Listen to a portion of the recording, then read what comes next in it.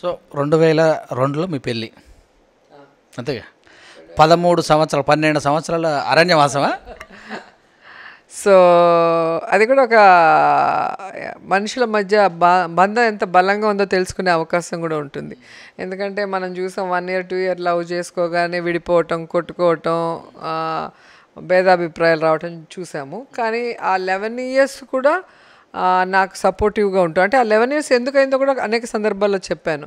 So నేను heroine అయినప్పుడు మా మమ్మీ వాలంటరీ రిటైర్మెంట్ తీసుకుంది. మా అన్న డిగ్రీ ఫినిష్ చేసుకొని నాతో వచ్చేసారు. సో వీళ్ళు వాళ్ళ లైఫ్ వదిలి నాకు సపోర్టివ్గా ఉన్నప్పుడు నేను నా స్వార్థం చూసుకొని పెళ్లి చేసుకొని వెళ్ళకూడదు. కాబట్టి వాళ్ళని సెటిల్ చేసి పెళ్లి చేసుకోవాలనుకున్నాం. మా బ్యాడ్ లక్ మా ఓన్ ప్రొడక్షన్ సమరం వచ్చి నాకు చాలా యాక్సిడెంట్లు అయింది. హెడ్ ఇంజురీ అయింది, నీ ఇంజురీ అయింది. అప్పుడు బెడ్ రెస్ట్లో సంవత్సరాలు అయ్యి పెట్టుబడులు తీసుకొచ్చిన వడ్డీలు పెరిగి మళ్ళీ నేను 2002 వరకు యాక్ట్ చేసి మొత్తం అప్పులు తీర్చి మా అన్న వాళ్ళని సెటిల్ చేసి అప్పుడు పెళ్లి చేసుకున్నాం.